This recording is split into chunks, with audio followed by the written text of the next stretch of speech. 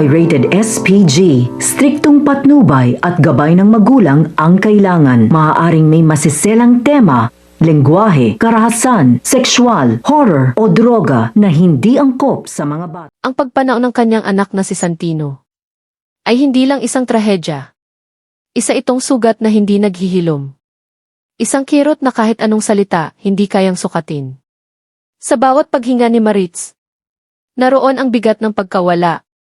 Ang katahimikang iniwan ng tinig ng anak, na minsan niyang niyakap, minsan niyang pinatahan, at buong pusong pinangarap na makita pang lumaki. Paulit-ulit bumabalik ang kanyang isip. Sa mga alaala ni Santino, sa mga sandaling puno ng halakhak, ng inosenteng saya, ng pag-asa ngayon ay tuluyan ng napalitan. Ng malamig at masakit, na katotohanan ng kamatayan. Wala nang ibang direksyon ang kanyang puso, kundi ang sanimas, ang lugar kung saan nakaburol si Santino. Alam ni Maritz na ang pagpunta roon ay parang kusang paglalakad. Sa bingit ng panganib, alam niyang naroon si Rigor, ang dati niyang asawa, ang lalaking puno ng galit at hinanakit, ang lalaking minsan niyang minahal, ngunit kalaunan ay naging mukha ng takot at sakit. Ngunit sa sandaling iyon, walang halaga ang sariling kaligtasan ni Maritz. Mas mahalaga ang huling pagkikita. Ang mahipo man lang ang kabaong. Ang maibulong ang mga salitang hindi na niya nasabi. Noong buhay pa ang anak. Habang papalapit siya sa sanimas, ang bawat hakbang ay may kasamang pangamba at determinasyon. Naririnig niya ang mga babala ng mga taong nagmamalasakit sa kanya. Ngunit mas malakas ang kanyang pangungulila. Para kay Maritz, ang galit ni Rigor ay wala kung ikukumpara sa sakit ng isang inang nawalan ng anak. Puno ng luha ang kanyang mga mata, ngunit matatag ang kanyang titig. Handang harapin ang kahit anong kapalit para lamang makapagluksa bilang isang ina. Pagdating sa sanimas, sinalubong siya ni Mando, isang lalaking matagal ng saksi. Sa gulo at sakit, sa pagitan ni Maritz at Rigor, kitang-kita sa mukha ni Mando ang pag-aalala. Pilit niyang pinipigilan si Maritz. Hinihila palayo sa kabaong. Halos pabulong ang tinig, ngunit puno ng takot. Habang pinapaalalahanan siyang huwag magtatagal sa lugar na iyon. Alam ni Mando ang maaaring mangyari kapag nagtagpo muli sina Maritz at Rigor. Tiyak na sasabog ang galit na matagal nang kinikimkim ng huli. Para kay Mando, ang burol ni Santino ay hindi lamang lugar ng pagluluksa, kundi isang mitsa ng panibagong trahedya. Ngunit tila walang naririnig si Maritz. Ang mundo niya ay umiikot sa kabaong ng anak. Lumapit siya. Nanginginig ang kanyang mga kamay. Sa bawat hakbang, parang mas bumibigat ang hangin. Ang katahimikan sa loob ng burol ay napalitan ng kanyang hikbi, ng mga luha na matagal niyang kinimkim mula nang malaman ang sinapit ni Santino. Sa harap ng kabaong, ibinuhos ni Maritz ang lahat, ang sakit, ang pagsisisi, at ang pagmamahal na hinding-hindi na niya maibabalik. Hindi nagkamali si Mando. Sa kanyang kinatatakutan, biglang sumulpot si Rigor. Ang presensya niya ay parang aninong bumalot sa buong lugar. Walang pakikiramay. Galit agad ang lumabas sa kanyang bibig. Nag-aapoy ang kanyang mga mata habang ibinubunton kay Maritz ang lahat ng sisi sa sinapit ni Santino. Para kay Rigor, ang pagkawala ng anak ay hindi lang sakit. Isa itong dahilan upang ilabas ang galit na matagal niyang kinimkim laban sa dating asawa. Nanginginig ang kanyang tinig. Bawat salita ay parang kutsilyo na dahan-dahang tumusok sa puso ni Maritz. Sa gitna ng nagbabadyang tensyon, tuluyan nang nawala ang kontrol ni Rigor. Bumunot siya ng baril at walang alinlangan itinapat iyon kay Maritz. Kahit pa nasa harap sila ng kabaong ni Santino, Parang huminto ang oras.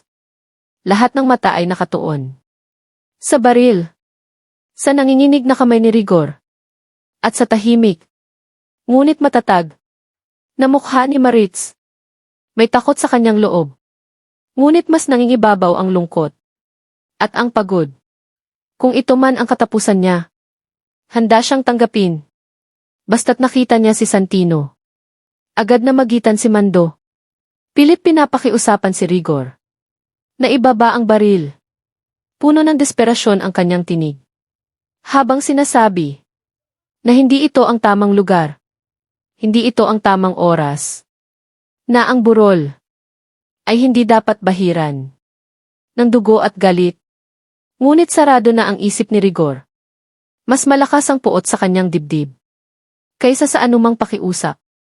Para sa kanya, ito ang sandali upang ilabas ang sakit, upang ipakita ang kapangyarihan na matagal niyang ikinubli dahil sa patuloy na pagtanggi ni Rigor.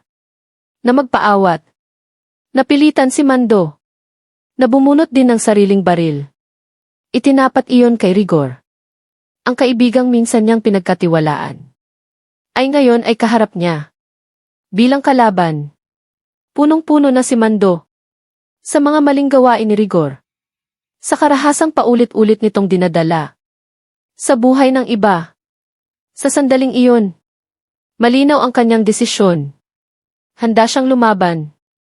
Handang isugal ang lahat para protektahan si Maritz at tapusin ang kaguluhang matagal nang sumisira sa kanilang lahat.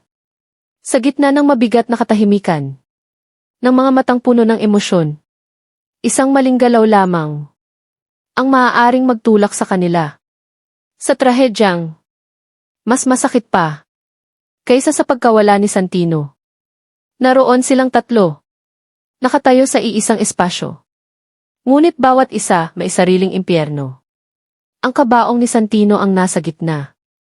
Tahimik, hindi gumagalaw, parang saksi sa galit na buhay na buhay. Sa paligid niya, mabigat ang hanging bumabalot sa burol. Walang umiiyak, walang nagsasalita, tanging ang tunog ng mga hininga. Napilit pinapakalma ang maririnig. Si Rigor, nakahawak pa rin sa baril. Namumula ang mga mata. Pawis na pawis ang noo. Parang isang hayop na naipit sa sulok at handang manakit para lamang makaligtas. Si Mando, matatag ang tindig. Ngunit nanginginig ang kamay. Hindi sa takot, kundi sa bigat ng desisyong matagal na niyang iniiwasan. At si Maritz, nakatayo sa harap ng kabaong. Hindi gumagalaw. Hindi umiiyak. Parang wala ng luha na kayang ilabas ang kanyang katawan. Dahan-dahang nagsalita si Maritz. Mahina. Basag. Ngunit malinaw. Sapat na, Rigor. Hindi siya lumingon. Hindi siya umatras. Nakatitig lamang siya sa kabaong ng anak. Kung may kasalanan man, ako na, dagdag niya. Kung may dapat magdusa, ako na rin. Biglang natawa si Rigor. Isang tawang walang saya. Walang awa. Akala mo ba mapapawi niyan ang lahat? Sigaw niya. Patay na ang anak natin. Sa salitang iyon, parang may pumutok sa dibdib ni Maritz. Unti-unti siyang lumingon. At sa unang pagkakataon, tiningnan niya ng diretso si Rigor. Alam ko, sagot niya. At araw-araw akong pinapatay. Ng katotohanan iyan, nagkaroon ng saglit na katahimikan. Isang sandaling parang may pagkakataon pa para umatras ang lahat. Ngunit muling itinaas ni Rigor ang baril. Mas mahigpit. Mas malapit. Hindi sapat ang sorry. Sigaw niya. Hindi sapat ang luha mo. Biglang humakbang si Mando. Isang hakbang lang. Pero sapat para umalinggaw. Ang tunog ng baril. Sa pagitan nilang dalawa. Rigor, mariing sabi ni Mando. Ibaba mo ang baril. Ngayon na. Saglit na nagtagpo ang mga mata nila. Magkaibigang minsang nagkasama. Sa hirap at gulo. Ngayon, magkaharap bilang magkaaway. Kung lalapit ka pa, babala ni Rigor. Pareho tayong babagsak. Hindi umatras si Mando. Sa halip, mas tumatag ang kanyang boses. Kung kailangan, sagot niya. Handa akong bumagsak. Basta't hindi na madagdagan. Ang bangkay sa harap ng batang iyan. Napatingin si Rigor sa kabaong. Sandali. Isang iglap lang. At sa iglap na iyon, nakita niya ang mukha ni Santino. Sa kanyang alaala. Hindi duguan. Hindi malamig. Kundi buhay. Ngumingiti. Umaasang may ama. Naiayakap sa kanya. Nanginginig ang kamay ni Rigor. Unti-unting bumababa ang baril. Ngunit bago pa tuluyang bumigay ang kanyang lakas, may biglang pumasok sa burol. Mabilis ang mga hakbang. May mga boses. May sigaw. Huwag. Ibaba niyo ang mga baril. Nagkagulo ang paligid. Nagkatinginan ang lahat. At sa gitna ng kaguluhan, isang bagay ang malinaw. Hindi pa tapos ang laban.